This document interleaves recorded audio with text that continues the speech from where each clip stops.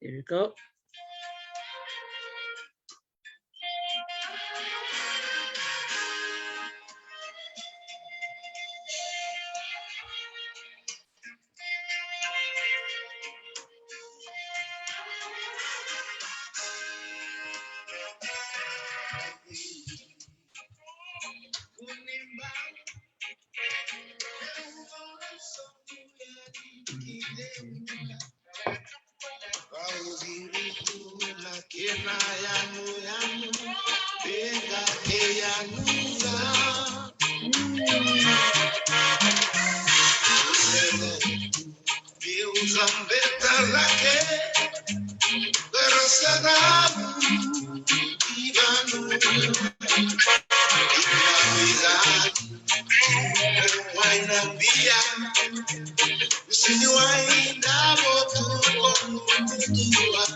Bula vinaka, everybody.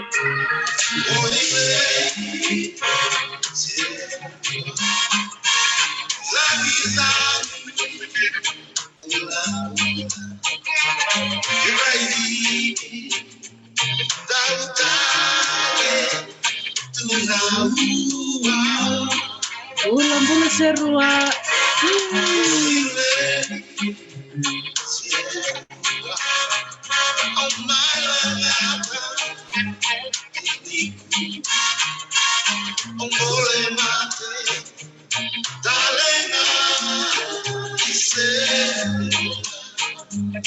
Senang na siya mamay.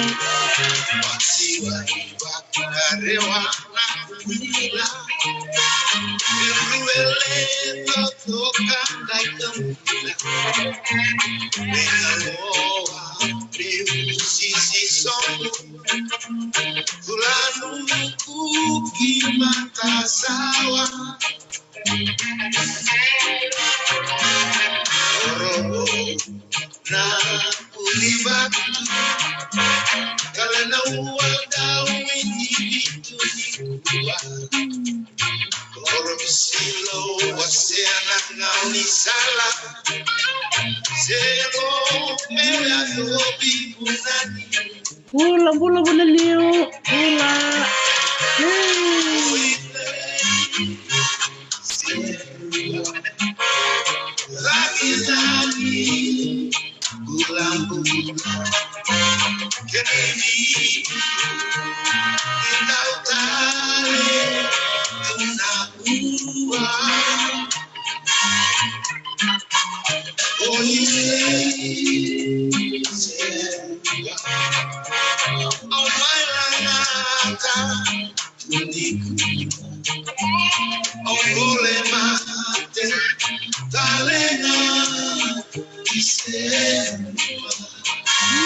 Senang na siya mamay.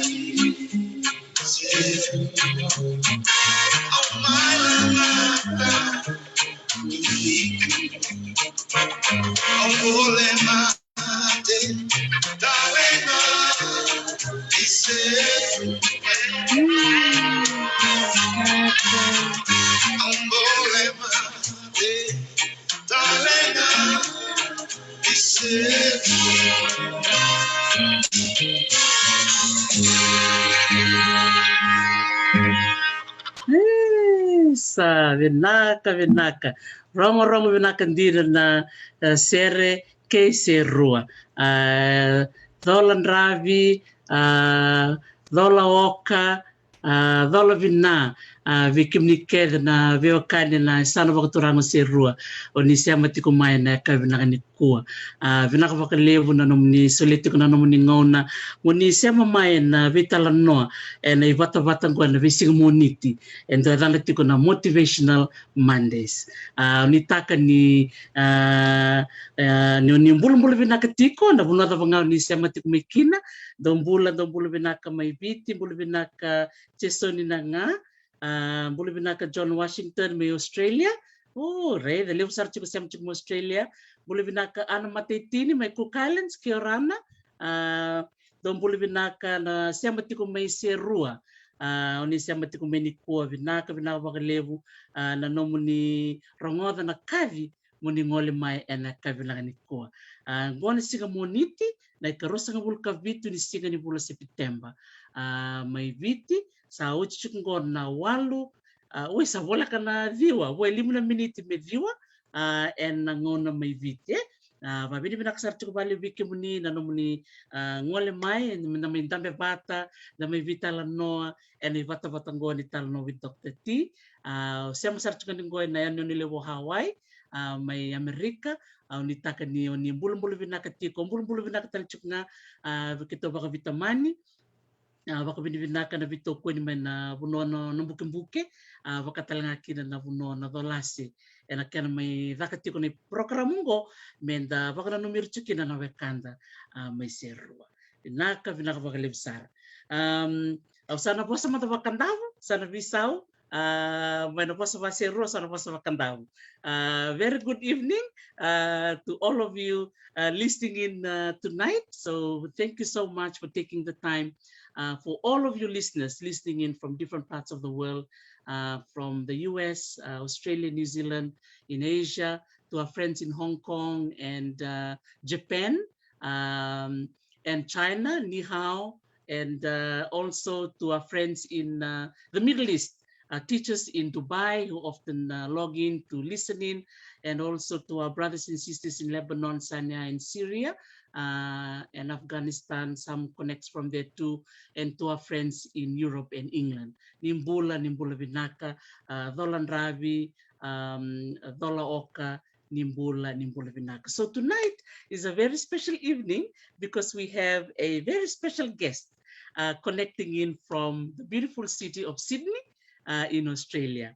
And her name is Emele Ugavule, and she will get the opportunity to introduce herself to all of you. So I've shared her beautiful picture and her poster on my page. So I'm just so happy that my sister here from Serua agreed to come on my program. So such an honor, Emele, to host you this evening.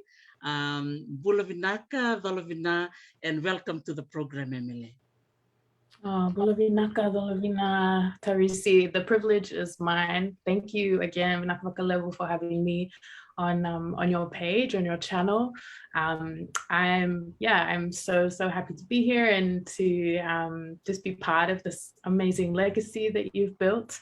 I'm actually currently on the other side of the country, on the West Coast, in WA, Western Australia, but usually I used to be based in Sydney. I'm very, very happy to be here. Wow, awesome. What's the weather like in Western Australia? In which particular city you are logging in from? So I'm an hour south of Perth City, so it's like quite wet at the moment. The season it's like it's kind of spring jilba, all the flowers are coming out. So we're doing a lot of planting and a lot of harvesting at the moment. Oh wow! And what's the time like there? What time is it? There's a 4-hour difference from Fiji, so it's almost 5 o'clock. Wow. Okay. Wow, that's amazing. Vinaka vakalevu, because here in Hawaii, it's still Sunday here, but it's 2 minutes to 11 at night. So wow. So yes, it's quite a distance. So we've crossed a number of the time zones. But nevertheless, we are both here. So vinaka vakalevu. So to kickstart our Talanoa, I'll give you the chance to say Bula and Talanoa to your family. So if you'd like to take this time to greet your family both in Fiji and Tokelau, if you like. Yes, Malo ni Dobulu vinaka to my family out in Wanidova in Deumba. And I hope that everyone is well wherever you are. I know that I've been speaking to some people, trying to keep in contact through the pandemic, but I know that it's hard because of the separation with the borders. So sending lots of love to everyone in Nukunono and Tokelau and to Deumba and to our family up in Suva, and my little sister Lucia, who's serving as a nurse and on the front line in the pandemic. Lots of love to all of you if you're tuning in. Yes, vinaka vakalevu.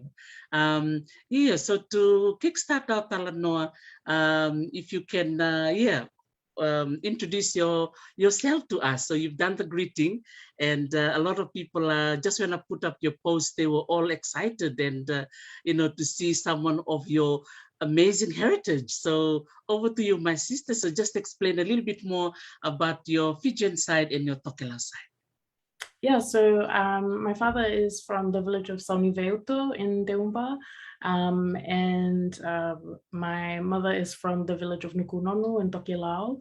I was born in Aotearoa, but migrated over to Western Australia when I was young and grew up here in Australia.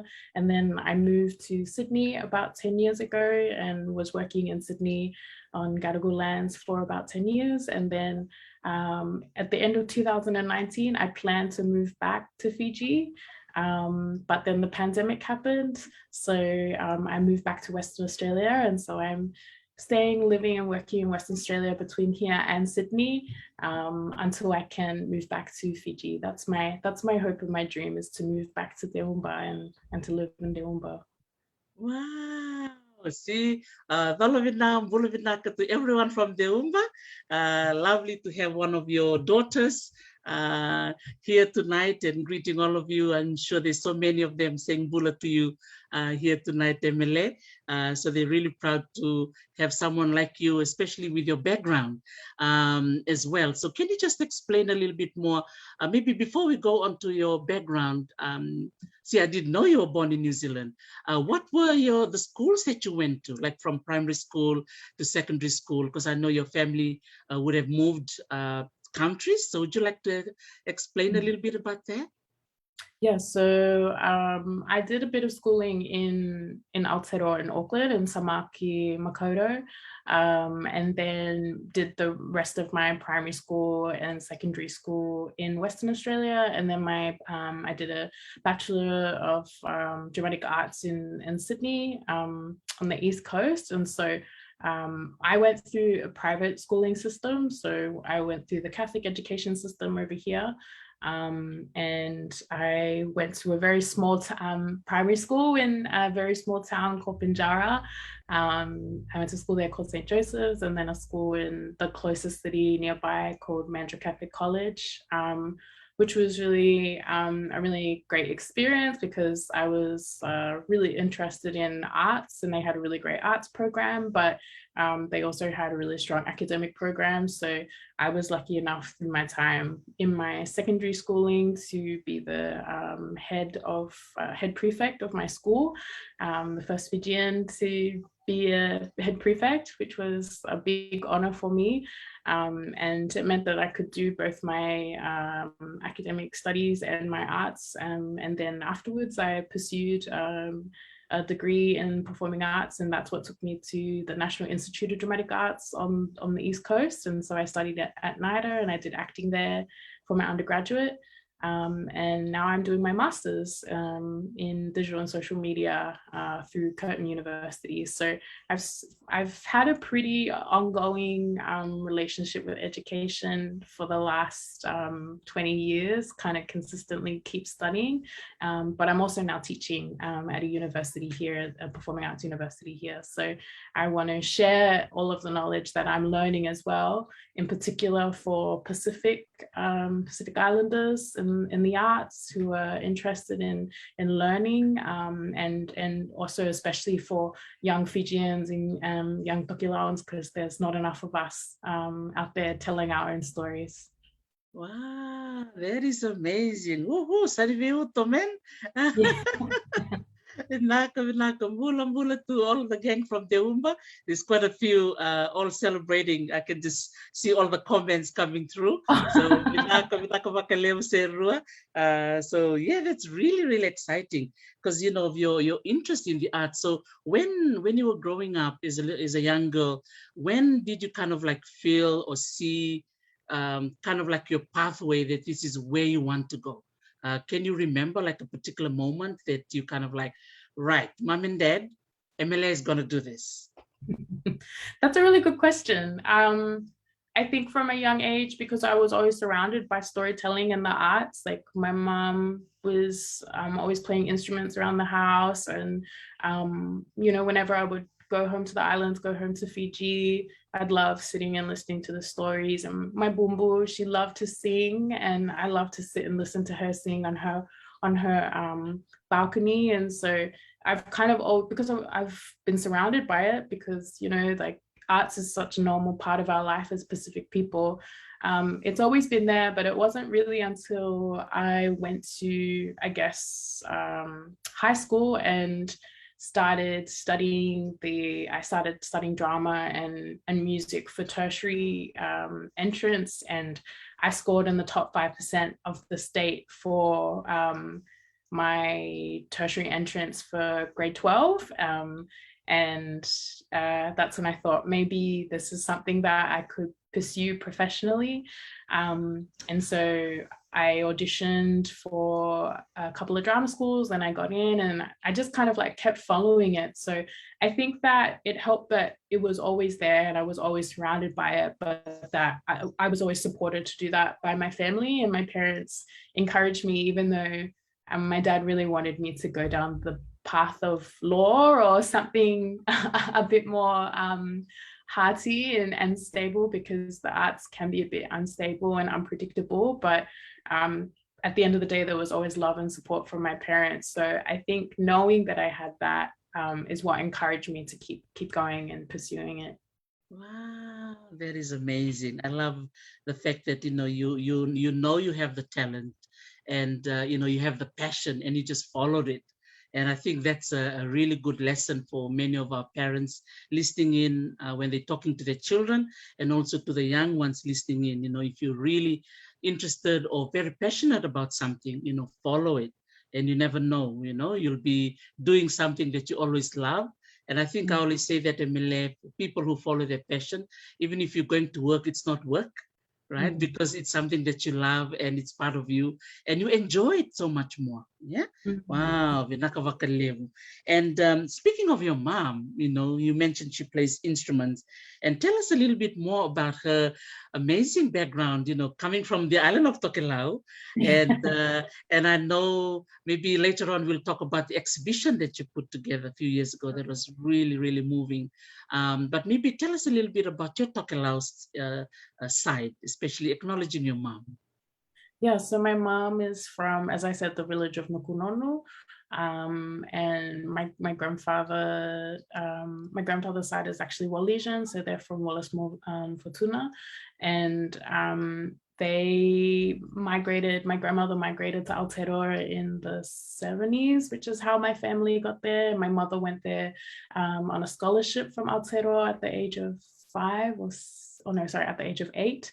And so I have always had a really strong connection to the women of my Tokelauan side, and they have had a really big influence on the arts and performing arts in particular, and my love for performing arts in not just Tokelauan culture but also in Fijian culture. Like, they've really encouraged me to pursue that, and like just listen to my grandmother. She was really well known for her weaving. She was a master weaver, but also she loved to dance. She loved doing traditional dance, hatele, and so my mom has also kind of like really encouraged me to follow her footsteps and learn as much as I can about how our people tell stories and what's really beautiful and unique about that. Wow, that's amazing. So you learn how to do the fatele too? Yeah, I love Wow. hotele, I love meke. I think it's, for me, I think, I don't know, there's like, I know that there's a term that I was talking to a friend about the other day, but I can't remember the term, but how, like, you know, when you hear something like the drumming, or you hear the singing and you feel your spirit being called to it, and you feel like you have to respond and join in, like that's definitely what it feels like for me. Wow, that's amazing. Wow. Well, and I think speaking of mom and speaking of Tokelau, would you be able to share with us a little bit about that exhibition, that you put together? I was very fortunate to be in the audience and, being part of it in Sydney. So I know you've got film and, acting, and you have quite an amazing, colorful CV, which I've already put up on my page.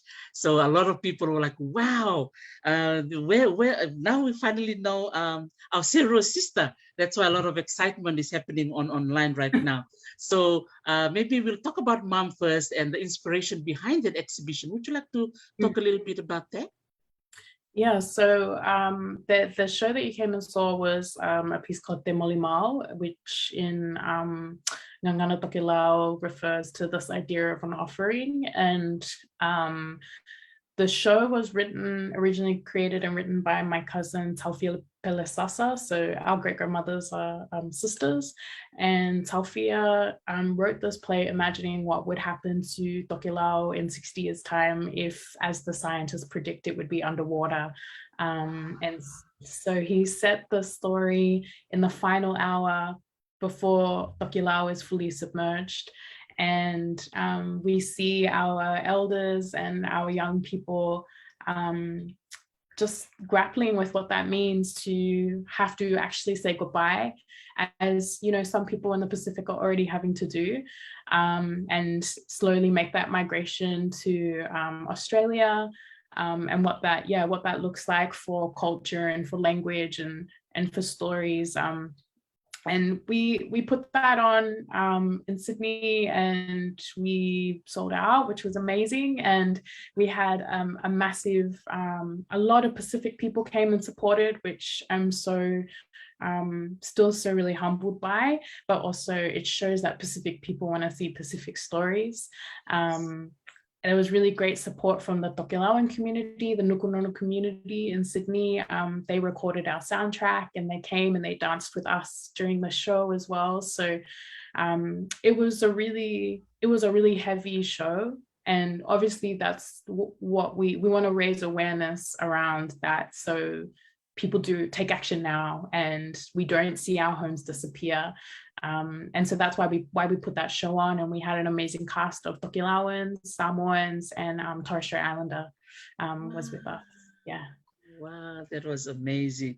Yeah, I still have goosebumps, every time I think of that show, because we were in the audience, and the singing and the storyline. Yeah, it was really, really well done. And, it touched many of us because the story echoes, right, a lot of the real issues, right, that are faced by many of the islands, including Fiji.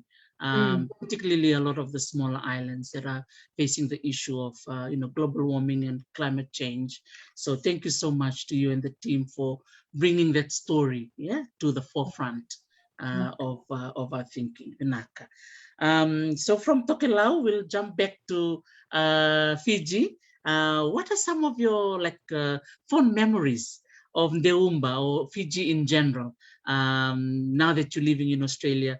Any memories that you want to share for us tonight? Oh, so many. I really miss Fiji. In particular, I feel like this is the longest that I've been away from Fiji because of the pandemic. So growing up, like when I would go back, I would always spend time with my bumbu. And she, as I said, she loved to sit outside. And I remember before she had a stroke, when she was in her 80s, she used to sit outside underneath the trees, and she used to weave when her hands were still really strong by the river. So our family's house is in Wanidova, like right on the Navua River. So, and at the end of this really long road where you kind of like get off the main road, and then you kind of like can turn right to the villages or turn left, and you go past the rice fields and the temple, the little Buddhist temple. So we're just so the Hindu temple, and we turn on the right, and right at the very end is my grandmother's house. And on the way you pass my uncle's house, my auntie's house, and all my cousin brothers have now built their houses. So I just miss sitting on the river with my grandmother and listening to her tell stories, listening to her sing, watching her weave when she still had the ability to, but also just sitting with people. Like, I think the pandemic has really made people realize that you have to take the relationships in your life, you know, don't take them for granted, and make the most of the people that are with you, you know, here, and also make the most of your life, you know, stop living a life in the pursuit of money. And that's what I really miss about Fiji and being in Deumba, was spending time with people and sitting and talking and eating and being in the kitchen, and just lots of little things that are kind of hard to kind of capture. But I hope that kind of people understand what I'm saying, you know, just spending time with family and food, just the food. You can't beat Fijian food. You can't beat it. You see, you're making me hungry now. Yeah, Emele? I'm feeling hungry just thinking about all of the amazing fresh ndalo and cassava, and, you know, going to the markets and just everything. I miss everything about Fiji, and those the people and the food and the way you feel being on the river is something that can't be replaced. Wow, yes, vakalevu, Emele, for sharing that. It all comes back to, you know, what things that we value. And as you said, you're absolutely right. During this COVID-19 time, it's really reminded us on valuing relationships. So true. And, you know, the little things, I like what you are sharing, because just very simple things, right? You're talking about the weaving, the storytelling, going to the market, you know, you remember the river. So I think for young ones listening in Fiji, that is something, you know, you need to not to take for granted.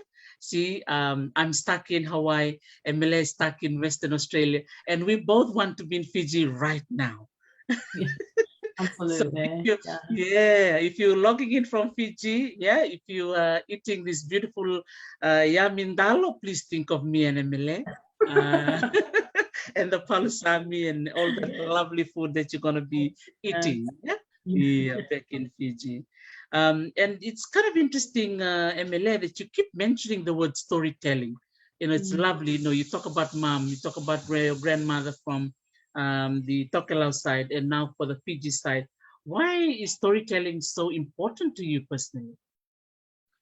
I think growing up, you know, before I decided that I wanted to pursue storytelling professionally, it was a really important way for me to express who I was and to make sense of the world around me, particularly because I was diaspora.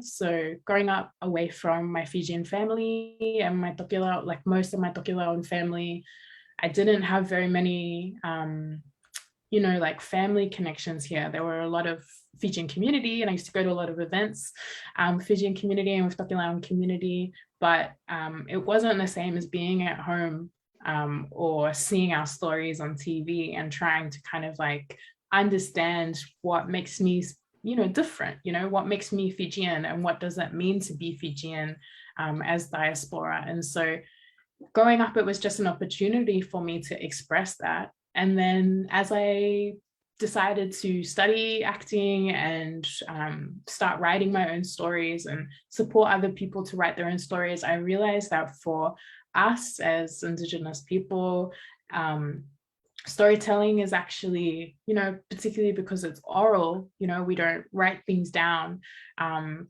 the same way that Europeans do or Westerners do.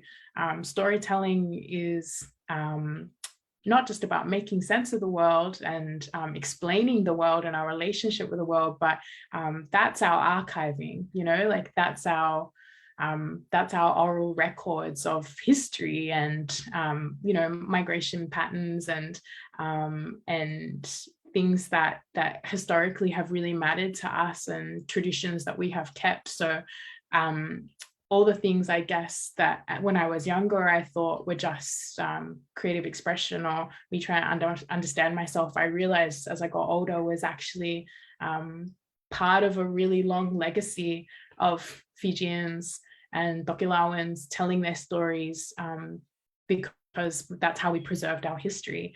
Like how we preserved ecosystems. We tell stories of like scary stories so that people don't eat certain foods or don't go to certain caves, so to preserve that ecosystem, but also to like preserve human life. And so I realized that storytelling has actually very important function in our lives. It's not just about like pretty things or beautiful things, but it's also about survival and how we, make sense of the world and ensure that we continue to be here, and that we're living and we're thriving, not just kind of surviving. That's amazing. Thank you so much for sharing that. I like the phrase that you mentioned that now you are doing storytelling professionally, so because I know a lot of the friends who are listening in, they can just hear the word storytelling. So it may be just something that, of course, it's informal. So storytelling can be talking to your friends under the mango tree or talking to your grandma while she's weaving. But now you've taken storytelling to another level where you are doing film and you're doing plays and you're doing, which is theater, and you're doing acting and you're writing. So those are, different skills, right, that you are, developing over the years. So what would be like an advice you would give to, a young girl or boy who's listening in today who may be kind of like connected to your story straight away? They may be liking, to perform. They may be into filmmaking and writing for theater. Any advice you would like to give them, given now that you are a teacher too? That's amazing.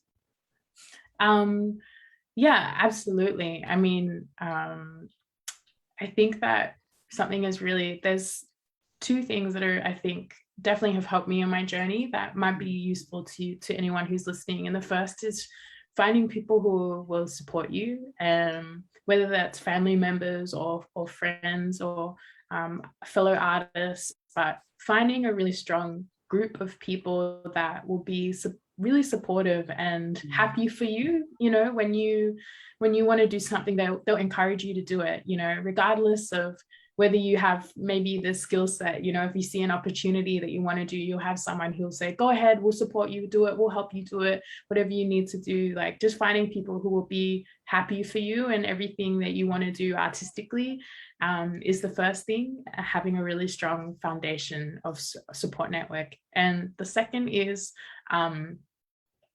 listen to your gut, your intuition.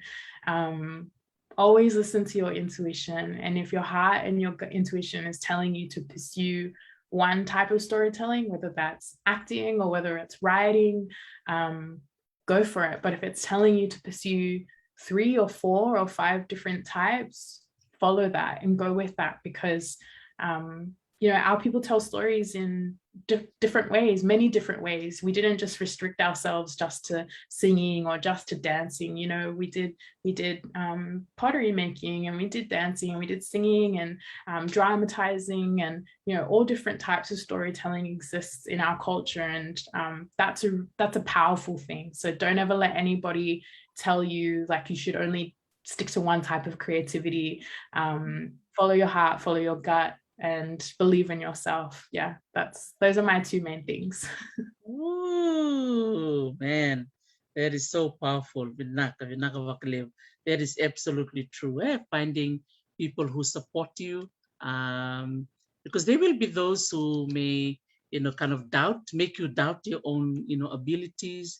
So that is really, really awesome, and you speaking, you walking the talk, you're saying something that you have done, and that's really, really special for those of us who are listening in, to actually do that. Yeah, and I like the second one too, listening to your intuition. Wow. Ooh, vinaka vakalevu, Emele, for sharing that. The other question I was going to ask you, because you've been talking about your artistic journey and, from starting when you were young all the way through school. I know we kind of connected and our path crossed when we were part of the Vengia, exhibition, and especially through the Maramandina exhibition. Would you like to share a little bit about your experience during the time in Campbelltown? Because I still remember your installation and the work that you contributed to the Maramandina exhibition. What was it like for you personally, putting your story together? Yes, vinaka, that's a great question. I mean, firstly, I have to acknowledge the Vengia project and say a massive level to yourself, to Danita, to Salote, and also Luisa and Joanna for bringing me on board as such as a young person. I don't take for granted how important that was, and how so many older generation of Fijian artists and storytellers like yourselves continue to bring younger women like myself along with you into these spaces. And so that, I know I couldn't have been there without that opportunity being extended, but also the work that all of you had done before. So vinaka so much for that. It was a really beautiful experience, because I thought what I had the opportunity to see and be part of was the Vengia project creating this really long community engagement program in the lead up to what eventually became Maramandina. And so it meant that Fijian community and friends from from other Pacific communities had an opportunity to learn about Fijian culture in a really relaxed environment in a consistent way over 12 months, facilitated by the Vengia project, and to learn from these artists and alongside these artists, sometimes with these exhibitions, not to negate the work of artists and the importance of it, but if our communities are not used to those spaces or are not used to coming to exhibitions, it can feel very foreign and sometimes like a little bit scary, or maybe like people like, this isn't really my type of thing. But what through the Maramandina project, they had the opportunity to build that relationship over a long time. And so we had this amazing opening, which was like packed, the whole place was packed. But also it meant that we were able to build a really beautiful relationship with the Dharawal elders, Aboriginal elders, whose country we were doing the workshops and the exhibition on, and they could exhibit some weaving alongside us. And so it was a really unique experience. And also what I really loved about that, which was the first time I had seen this happen in Australia, not to say that it was the first time, but the first time I had seen it, was to see the cultural exchange of the welcome to country and the sevu sevu happening at the same time. And usually sometimes at these exhibitions, the Aboriginal elder will do a welcome to country, but that's not reciprocated. And so, but in our culture, reciprocity is really important. So it was really good to see that model, and that being led by women, in terms of setting the standard in how we should be, like showing our appreciation for other Indigenous people for having us on their country, but also with the support of the men in our community and the male elders in our community to do that. So that was really amazing. And then the exhibition itself was really amazing, because we have these artists, everyone that I mentioned, plus Yazbel Kirko and Tarika Mbola Tangibi, And then we had the Valeni Songo right in the middle, which was epic. And they had that whole program of activities for people. And that was really nice because it was like being in Fiji. We could just sit in the Valeni Songo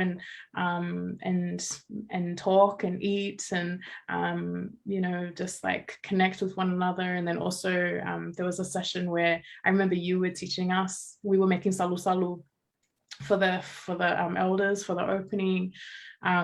So it was a really beautiful program, and I think it set a really important standard for how we should, as Indigenous artists on somebody else's land, engage with sharing our stories, but also how we can engage our communities in that space, and also how we can support one another as women, as artists. And I did a 2-channel film work for that, which was about the relationship with your grandmothers, because as I've mentioned before, I was really close with my bumbo, and I really miss my bumbo. And so she passed away, I think the year that I made that work, or the year before I made that work. And the work was called Whispers from My Grandmother's Womb, which talks about how the idea that women are already born with all of the eggs in their ovaries. And so at some point,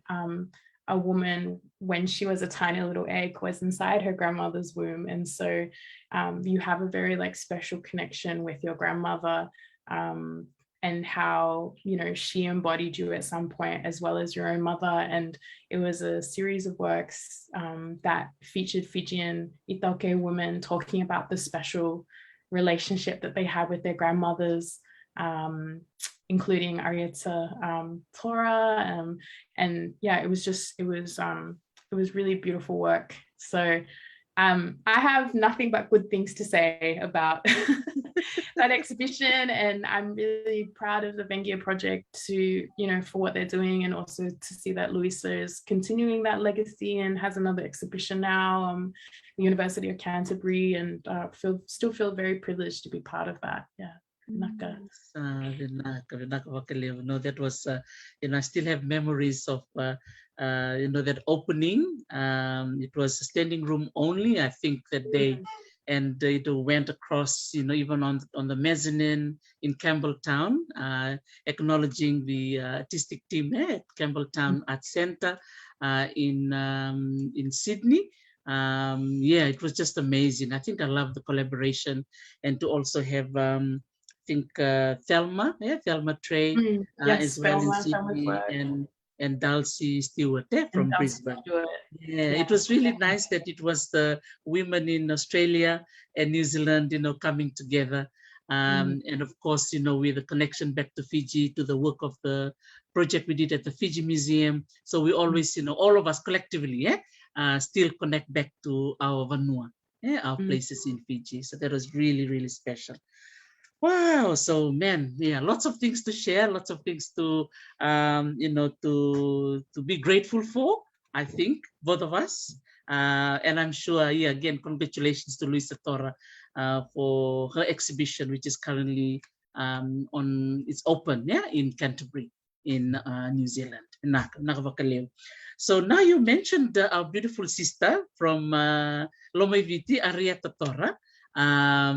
And with her Talanoa, Talanoa platform. So I think so it's a digital storytelling platform.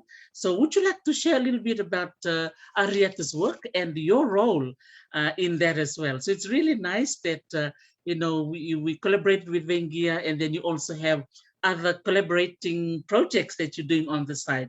So tell us a little bit about your work with Arieta. If Arieta is listening, boleh vinaka Arieta. And yeah, congratulations for doing such a wonderful work with your Talanoa platform, which is awesome because you're getting everyone coming in to tell this story. So over to you, Emele. Nakatsuri. So Talanoa is a digital, as you said, a digital storytelling platform that was started by Arieta Tora in 2015. And she started that platform as a space, just a way to create a space for positive stories about Pacific people, and also for Pacific people to tell their story their way without other people editing it or, you know, imposing their view or lens on them. I think historically there is a tendency for the media, especially in Australia for sure, to kind of demonize Pacific people and Pacific bodies, and you know, like associate our narratives with violence or with like harm. And so Arietta wanted to create this space to like counter that and just show the amazing work that people were doing in the community, in her community. But then it, you know, it was so unique at the time. There weren't many spaces that existed like that, that suddenly, I guess similar to your platform, so many people started contacting her and you know, like really wanted to be involved and share their story. And from there, it kind of blew up. And so she ran that until 2018. And then in 2018, I took over as the creative director, which really was, to be honest, very scary, because I was worried. I didn't know how I was going to live up to this beautiful legacy that she had created. And I still feel that way. I still feel very much like I'm just the caretaker of this space. But since then, it's kind of grown to be more than just kind of sharing stories, but also like we're trying to be more of an educational space as well. So as I said before, I'm really passionate about supporting people to tell their own stories, or supporting people to just feel empowered to do things themselves and not feel like that they're going to be held back by things like, you know, access to money or resources.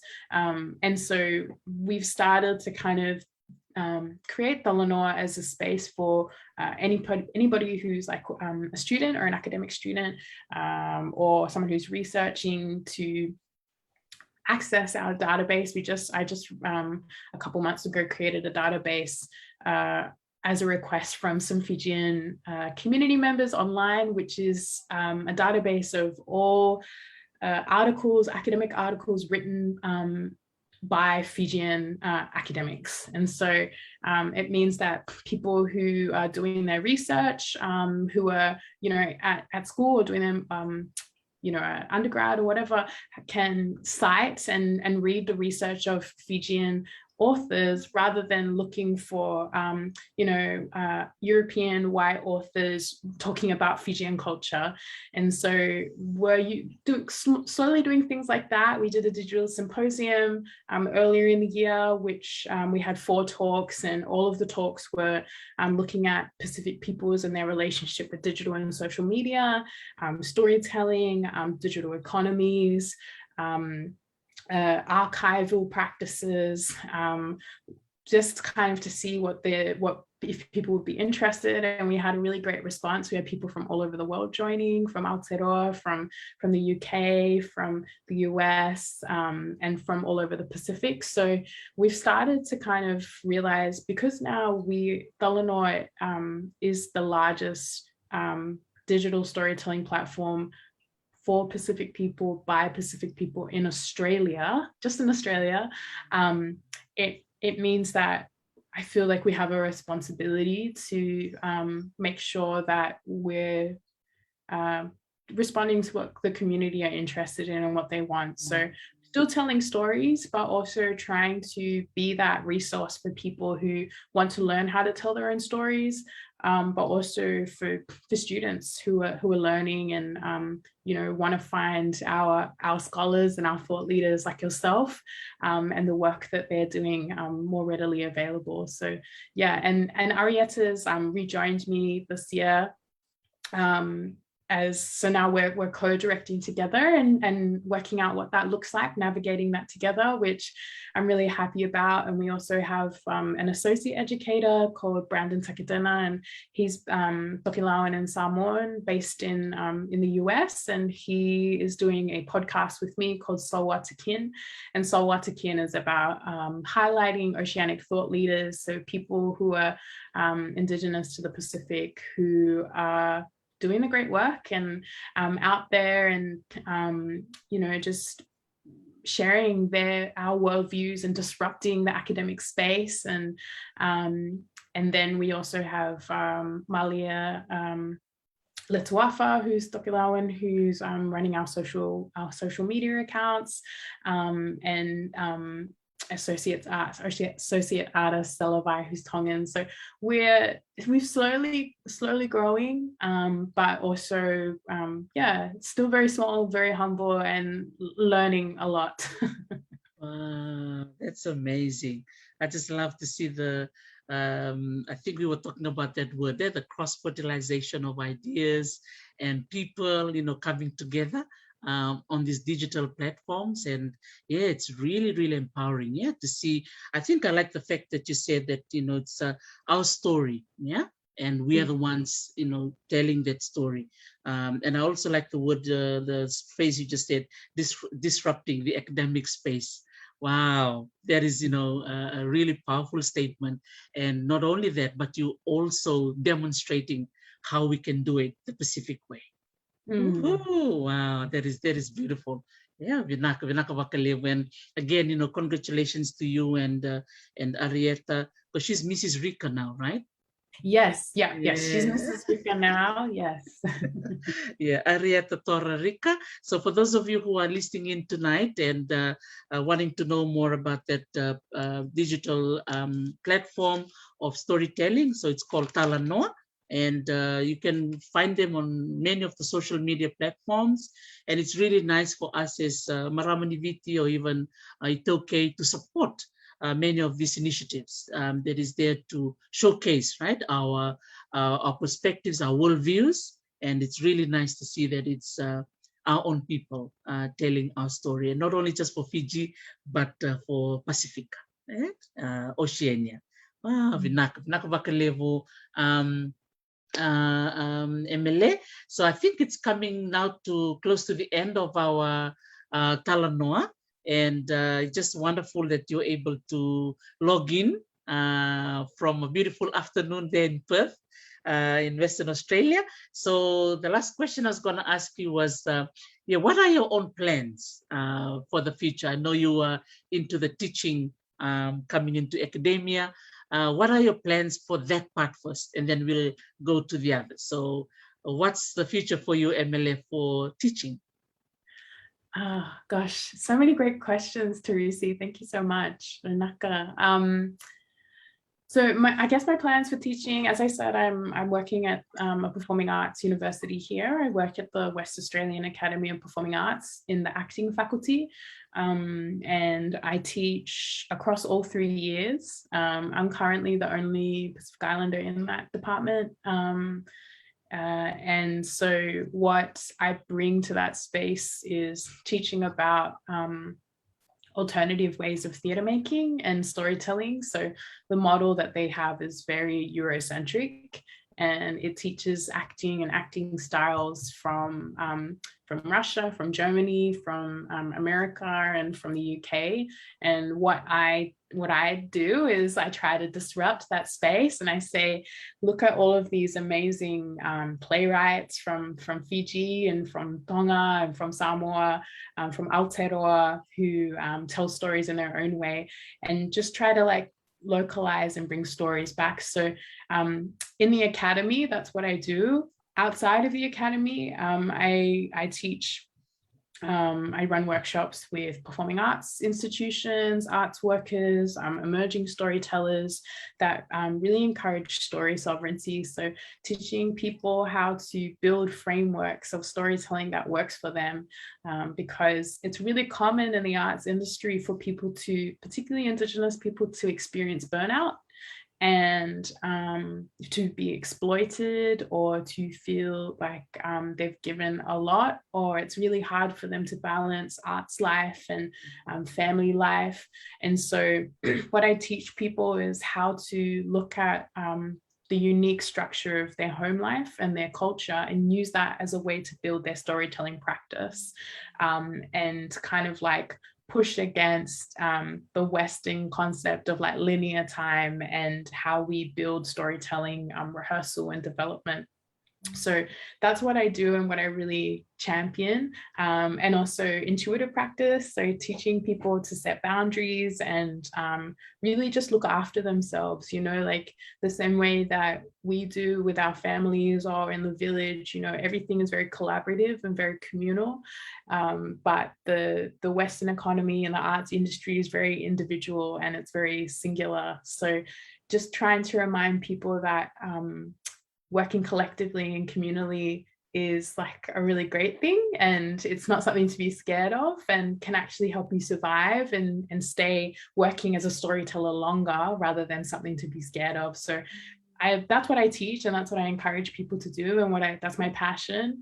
But I would love to eventually, when the borders open and if I'm able to come home to Fiji and teach everything that I teach here in Fiji, whether that's at an institution or whether that's just starting my own school or whatever, and also learn, you know, like I'm really hungry to learn, and I'm aware that what I know is very little, you know, compared to so there's so many amazing knowledge holders over there in Fiji, back home, and even in my own family, you know, like just sit and listen. So I'm really looking forward to that. That's my 5-year plan, 10-year plan, is hopefully make my way back home and give back, spend more time with family, and also learn and receive. Yeah.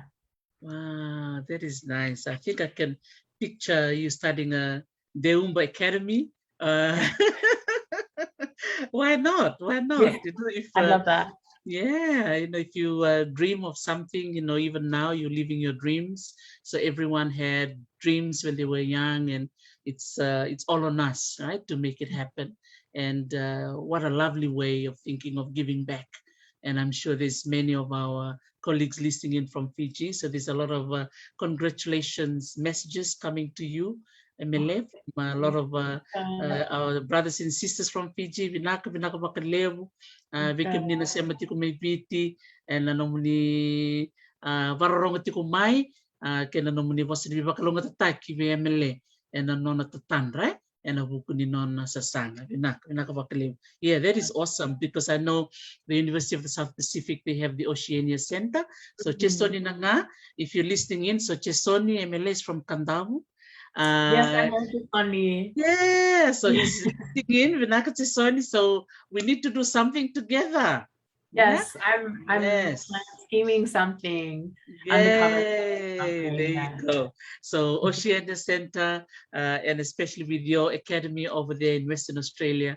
And then, you know, if we add in the University of Hawaii, why not? I'd love to join in as well.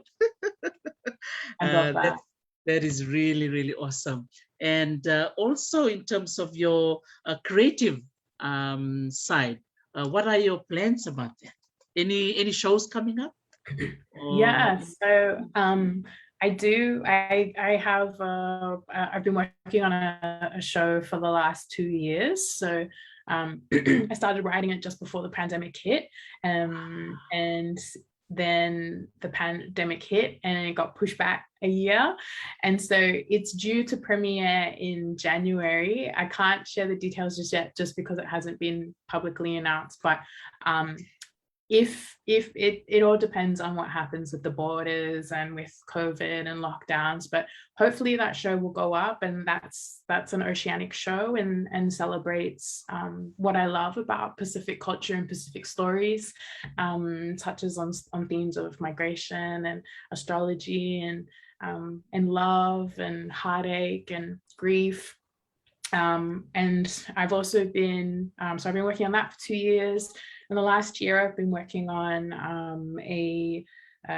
developing a show for Netflix with a team of screenwriters. So I was privileged enough to join that team as a story editor, and so we've been developing something for screen, for television, and hopefully we'll see that happen in the next couple of years, and then just like a lot of small projects. We just received funding to produce a publication that is Indigenous-led publication edited by 5 Indigenous women. 3 of the editors are Fijian. So I just want to shout out really quickly to my tal, Natasha Ratuva, who's also one of our editors, and also our beautiful Elsie Andrews, who's our other editor and graphic designer. And we are very privileged enough to be mentored by Dr. Stephen Ratuva, who I know was on your channel a couple of weeks ago. So he's going to be mentoring us through that editorial process, and we're going to be developing that publication over the next 6 months, and then hopefully we'll be able to produce that. So we'll start producing that in 2022. So doing lots of little things in, as before you said, kind of like everywhere, but just kind of, it just kind of happens that way, and I'm just trusting my gut and just rolling with it, and whatever happens, you know, however it happens. With the pandemic, you never know what's around the corner, so I'm just releasing and giving into whatever it happens, and as it's meant to happen, as it's meant to happen. Yeah, that is exciting. So we're all looking forward to 2022, and I know the pandemic is still around, but it doesn't stop us, right, from creating our own you know, various projects. So one now, the talk about Kawati, and we're just loving it, you know, to see our Indigenous writers and Indigenous editors, and lovely to hear those names. So to Natasha, you know, Ratuva, and of course with the Professor Stephen Ratuva for his guidance, and support. That is awesome. And also, before I forget, I just wanted to acknowledge you and Arietta too for the database. And that is really, really good to have a database where you have all the Fijian authors. And again, for students who are at universities, they can access this, and they may be asking, where can they find this? So do they have to come through the Talanoa website? Can you just share a little bit about the database and where to find it? Yeah, absolutely. So if you go to our website, which is www.talanoa.com.au, then at the top, it'll there's a bar, and it should say educational resources or just education. And then if you drop down, it'll say Digital Oceania, and then the database will be there. So currently it's just Fiji, because the request came from Fijian community, and I'm just like slowly keep filling up as and you can add stuff in there as well if you want to make a submission of your own stuff, of your own works. But if other islands make a request, then we'll add those as well. But right now it's just Fiji. Wow, that is amazing. See, so for those of you listening in and asking where to find the database, as Emele said, www.talanoa.com.au. So that's the website you need to look into, particularly those of you who are studying and writing your papers and looking for authors. So I'm glad we've starting off with Fiji, and I'm sure the others will join as well. So well done. Vinaka vakalevu to both you and Arietta for the vision to acknowledge a lot of our writers and authors, and including them in our research. That is awesome. Okay, vinaka vakalevu. All right. So I think we're coming close to the end of our Talanoa. Is there anything else you'd like to share before we say our goodbyes? No, I think I've spoken a lot. So you've had some great questions. So I feel like I've shared quite a lot. So I'm just, again, really, really grateful to you, and so in awe of this channel, this platform that you've created, and how you are consistently showing up for the Fijian community globally, and amongst all of the other amazing things you're doing, like your children's book, and you know, and also working at the University of Hawaii. So thank you again for thinking of me, and also for the work that you're doing for Fijian people. So you're most welcome, Tau. I'm just so happy that you can be also be part of your beautiful province of Serua. And I'm glad that we've got the Motivational Monday session today. I was going through the timetable, and there was this slot that was meant for you. And so I was just so happy that we were able to communicate and, get you to come on board. So to officially conclude our Talanoa, as I usually do this to every guest that I bring, I'm sure there will be those who would like to acknowledge, those who would like to say thank you to for all the support and guidance you've given you over the years. This is your time. Yes, vinaka vakalevu turisi.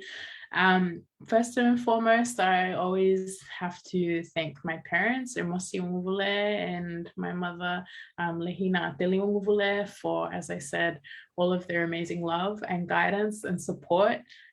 Even in times where I know I have been challenging as a daughter. I also want to thank my beautiful grandmother, my Bumbu Litzia Wakanisinga, and my grandfather, my late grandfather, Simoni Ratkandreu, and also on my maternal side, my grandmother, Mahelina Pereira, and my papa Benekaloi. My grandparents have also been a really important part of my journey and who I am.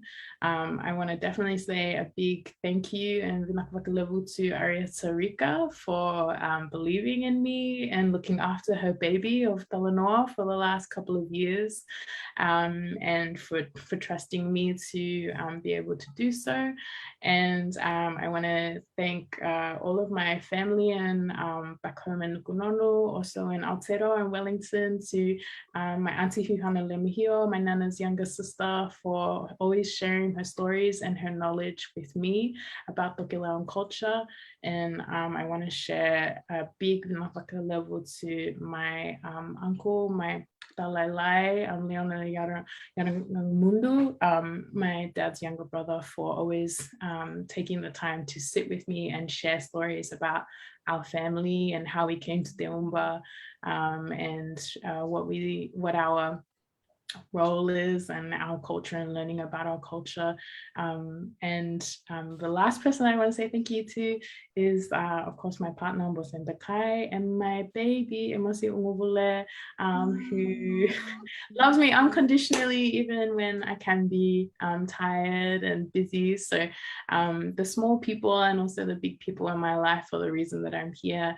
And also, of course, to God. I give thanks to God every day for the blessing that it is for me to exist and to learn and love and share. So, and lastly, of course, I know I said lastly, but really lastly, I do really want to say thank you, Vinaka Turisi, for having me on your platform, and to your amazing family for supporting you to be here as well.